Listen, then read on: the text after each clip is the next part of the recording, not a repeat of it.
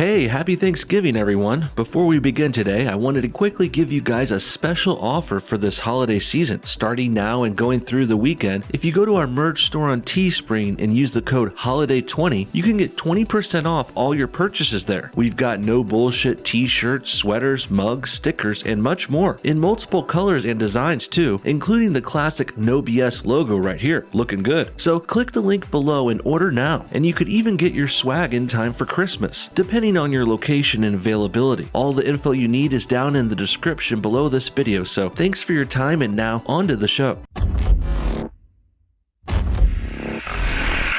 Hello and welcome back to No Bullshit. Today we return to talking about the ongoing Star Wars stories breaking during this winter season, which is all part of the lead up to the release of the Rise of the Skywalker movie coming out in a couple weeks, towards the end of December. Rise of Skywalker is set to conclude the new so-called sequel trilogy too, and it's also likely going to end the first chapter and first phase or round of movies for Star Wars under their new Disney ownership. So needless to say, there's a lot riding on this one. The producers in the studio are still crunching it out in the last minute here too, with director J.J. Abrams even admitting they're still filming and editing this thing as we speak. And hearing that and being just a couple weeks out, fans are beginning to get more hyped now than ever. But unfortunately, many of us are not as excited or positive as we should be. After the last film in this trilogy, The Last Jedi, ruined all of the series' goodwill, a large majority of Star Wars fans have been very skeptical since then. And combine this spotty track record now with the ongoing series of reshoots and off-putting things we've heard about the project so far, and well, it's not looking good for Rise of Skywalker so far. Many started questioning it right away, and things got even worse when the first trailers came out earlier this year. They weren't looking too good. And now this week, we've got a new bit of footage that was released by the official Star Wars Twitter account that everyone is talking about now. This clip has become most known for the "They Fly Now" quote, which is repeated by 4 of the cast members in a pretty cringy way. It's an attempt at humor, obviously, and it's part of a greater problem that's been plaguing the sequel series right from the beginning. So before we discuss this clip and the scene any further, let's first address that more specifically. Star Wars has had a noteworthy increase in comedic premises ever since Disney took over and J.J. Abrams started the new trilogy with The Force Awakens back in 2015. In fact, this overuse of cringy humor in recent years can really be described best with the parody version of that film's title, that being The Farce Awakens, sometimes also said as The Farce Awokens. And it's actually incredible how perfect this term fits the whole situation here, because not only is it a terrific and appropriate play on words here, but also what's happened to Star Wars in this sense is like virtually exactly the definition of the term farce. Farce, of course, means a comic dramatic work using buffoonery and horseplay, typically including crude characterization and ludicrously improbable situations. And now that we spelled it out like that, these words perfectly describe what's happening to Star Wars. Disney and J.J. Abrams have taken a once solely dramatic work that maybe had 1 or 2 small comedic moments sprinkled in, and now they've filled it with characters acting stupid, being buffoons, and horsing around constantly, while still getting wrapped up in very improbable situations that now don't look serious but rather silly in comparison. And while those unlikely and unorthodox situations seemed awesome and exciting in the original movie's context, in The Force Awakens though, and going forward, the overuse of comedy made those ludicrous situations stand out in different and worse ways, basically making the whole movie look like a joke. For comparison here, let's talk about the humor in the first Star Wars movie, which we now call A New Hope, and let's compare that to The Force Awakens, which is a pretty fair comparison too, since not only do both movies begin trilogies, but also The Force Awakens basically imitated A New Hope every step of the way, but they unfortunately didn't imitate the original film's tone and pacing as well, and that's why it became the farce it is today. You see, while A New Hope had its own humor and gags too, they didn't start it until much later in the film. Sure, Luke kids around with the droids a bit at the beginning, but really, the actual laughs of the movie don't come until much later, about 80 minutes into it actually. When Luke and Han break Leia out of the Death Star, that's where we get the best laughs of the film, like when Leia famously says, "Aren't you a little short for a stormtrooper?" talking to Luke, who was posing as one after he had just opened her cell to rescue her. In addition, one of the greatest laughs of the film film and maybe the Star Wars series comes around this section too, when Han Solo is posing as a guard as well, and he's trying to keep the other guards from checking in on them by distracting them and talking to them on the radio. Han Solo famously bullshits them, saying something random and finishing it up by saying, "How are you?" Like he wants to gab with those other soldiers about their day or something. Pretty great. This humor all worked perfectly and gave great comic relief to an otherwise serious and intense story. But back to The Force Awakens now, and not only did they way overdo the comedy, they also messed up the pacing and the sincerity of the whole picture by making silly jokes too early and too often and directing them at the wrong people in the wrong ways. Instead of letting the tension build and driving the seriousness up, The Force Awakens pulls out jokes right from the beginning, in the first sequence of the movie. When Poe Dameron first gets captured by Kylo Ren, who had just froze him and his laser bullet with the Force in front of his face, well, he then goes on to goof on Kylo right to his face, saying, "So who talks first? You talk first? I talk first?" Not a bad gag either, and in the moment you could even think it's funny and fine and you liked where this was going, but it also ruins the sincerity of the picture way too early, and it demystifies the main villain right off the bat, almost turning him into a joke right away. Just imagine if, say, in the first original movie, Darth Vader has a similar scene where he storms in and questions a good guy soldier too, and imagine if that good guy soldier goofed on Darth Vader in the first 5 minutes of A New Hope. Wouldn't set the same tone for the movie at all, would it? And if you combine this Poe joke from The Force Awakens with all the other overly abundant gags within it, well, you can see why it's been dubbed The Farce Awakens and why this kind of irreverent humor should really only be used sparingly in a film series like this. That finally brings us back to the new "They Fly Now" clip that was shared on Twitter. If this is one of the first looks into the new movie, I think we can all see why people are getting worried again. First, we had a couple of cryptic, nostalgia-heavy trailers earlier this year, and now the first cool tease they try and show us is this weak "They Fly Now" bullshit. And not only does the amazement and the reactions in this clip not make much sense, but also there's plenty of other bad shit to go over in it too. So let's go ahead and break this 30-second clip down beat by beat. Things start off in the typical setting for Star Wars now, a rocky, sandy, desert, hot planet with lots of huts and scavengers wandering around. Next, we hear a stormtrooper say, "We spotted the fugitives," and although it's brief, knowing what we know now, it's pretty clear this guy is wearing a jetpack, which we're about to see him and some other stormtroopers use. And right out the gate, we can really see how shallow and derivative this new thing really is. If you could even call it new,